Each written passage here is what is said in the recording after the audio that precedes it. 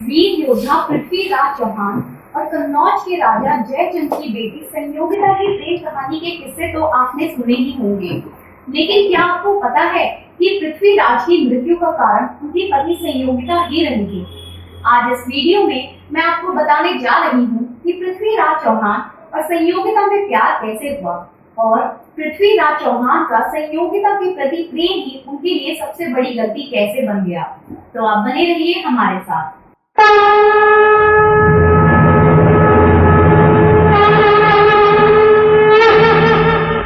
नमस्कार दोस्तों, मैं आपकी दोस्त और होस्ट इशिता और आप देख रहे हैं इतिहास, धर्म और आस्था से संबंधित जानी अनजानी जानकारियां देने वाला चैनल विरासत इंडिया। दोस्तों, पृथ्वीराज चौहान और संयोगिता की प्रेम कहानी राजस्थान के इतिहास में स्वर्ण अक्षरों में अंकित है। पृथ्वीराज चौहान चौहान वंश के राजा थे, जिनका शासन वर्तमान हरियाणा, दिल्ली, राजस्थान, मध्य प्रदेश और उत्तर प्रदेश के कुछ हिस्सों तक फैला हुआ था। वे 12वीं सदी के उत्तरार्ध में दिल्ली के प्रबल शासक हुए और उन्हें दिल्ली पर शासन करने वाले अंतिम राजपूत राजा के रूप में भी जाना जाता है।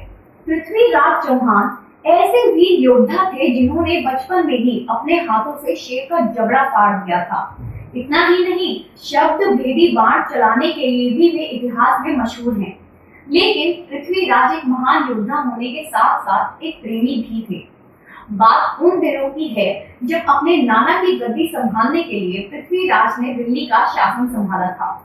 दरअसल दिल्ली के पूर्व शासक अनंत पाल का कोई पुत्र नहीं था, इसलिए उन्होंने अपने दामाद और अजमेर के महाराज सोमेश्वर चौहान से ये अनुरोध किया कि वे अपने पुत्र पृथ्वीराज को दिल्ली की सत्ता संभालने दें।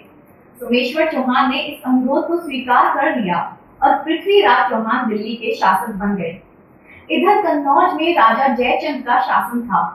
इसी दौरान कन्नौज में चित्रकार पन्ना राय बड़े बड़े राजा महाराजाओं से चित्र लेकर आया। पृथ्वीराज चौहान का चित्र देखकर सभी स्त्रियां उनके आकर्षण से प्रभावित हो गईं। जब संयोगिता ने पृथ्वीराज का ये चित्र देखा, तब वे उनके प्रति आकर्षित हो गईं और उन्होंने मन ही मन ये वचन ले लिया कि वे पृथ्वीराज को ही अपना वर चुनेंगी। वो चित्रकार जब दिल्ली गया, तब वे संयोगिता का चित्र भी अपने साथ ले गया था। संयोगिता की खूबसूरती देखकर पृथ्वीराज चौहान भी उसके प्रति मोहित हो गए। दोनों ने ही एक दूसरे से विवाह करने की ठान ली। इसी बीच राजा जयचंद ने अपनी पुत्री संयोगिता के स्वयंवर की घोषणा कर दी, लेकिन राजकुमारी के मन में पृथ्वीराज के प्रति प्रेम खिलौने ले रहा था। वहीं दूसरी तरफ पिता जयचंद पृथ्वीराज की सफलता से अत्यंत भयभीत थे और उनके गौरव और उनकी आन से ईर्ष्या रखते थे। इसलिए उन्होंने इस स्वयंवर में पृथ्वीराज को निमंत्रण नहीं भेजा। लेकिन इसके बावजूद सिर्फ संयोगिता के खातिर पृथ्वीराज ने उस स्वयंवर में शामिल होने का निश्चय कर लिया। इस बात से बेखबर जयचंद ने पृथ्वीराज का अपमान करने के उद्देश्य से स्वयंवर कक्ष के बाहर मुख्य द्वार पर पृथ्वीराज की मूर्ति को ऐसे लगवा दिया जैसे कोई द्वारपाल खड़ा हो। स्वयंवर के दिन जब महल में देश के कोने कोने से राजकुमार उपस्थित हुए, तब संयोगिता को कहीं भी पृथ्वीराज नजर नहीं आए।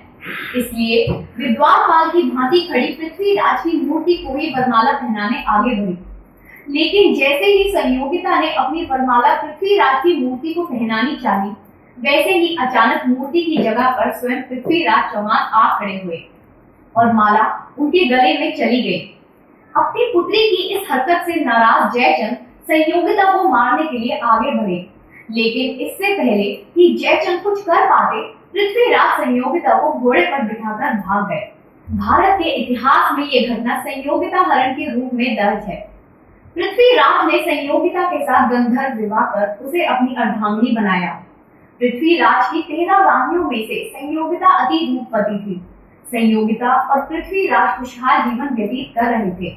वहीं जयचंद अपनी पुत्री संयोगिता और पृथ्वीराज के इस घटना के कारण हुई बेइज्जती के कारण मोहम्मद गौरी के साथ मिलकर पृथ्वीराज को मारने की योजना बनाने लगे। दरअसल पृथ्वीराज चौहान ने मोहम्मद गौरी को 16 बार युद्ध में बुरी तरह परास्त किया था, लेकिन हर बार उसे जीवित छोड़ दिया था।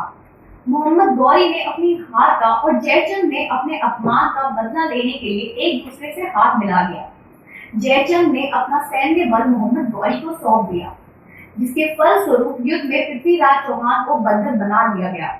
बंधक बनाते ही मोहम्मद गौरी ने पृथ्वीराज चौहान की आंखों को गर्म सलाखों से जला दिया और कई अमानवीय यातनाएं भी दी। अंततः मोहम्मद गौरी ने पृथ्वीराज चौहान को मारने का फैसला कर लिया। लेकिन इससे पहले कि मोहम्मद गौरी पृथ्वीराज को मार डालते, पृथ्वीराज के करीबी दोस्त और राजकवि चंद बरदाई ने गौरी को पृथ्वीराज की एक खूबी बताई। दरअसल पृथ्वीराज चौहान शब्द भेदी बाण चलाने में माहिर थे। वे आवाज सुनकर तीर चला सकते थे। ये बात सुन मोहम्मद गौरी ने रोमांचित होकर इस कला के प्रदर्शन का आदेश दिया। इसके साथ ही बड़ी भीड़ में चंद बरदाई ने एक दोहे द्वारा पृथ्वीराज को मोहम्मद गौरी के बैठने के स्थान का संकेत दिया, जो इस प्रकार है: 4 बांस 24 गज अंगुल अष्ट प्रमाण, ता ऊपर सुल्तान है मत झुको चौहान। पृथ्वीराज चंद बरदाई के इशारे को समझ गए और उसके आधार पर अचूक शब्द भेदी बाण से गौरी को मार गिराया।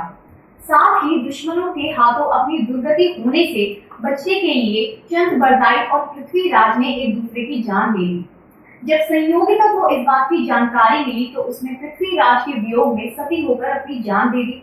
इस तरह अगर देखा जाए तो उनका प्रेम ही उनके लिए सबसे बड़ी गलती बन गया।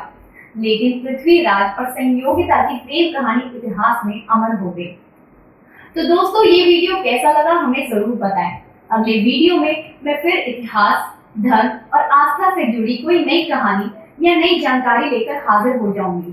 तब तक के लिए नमस्कार।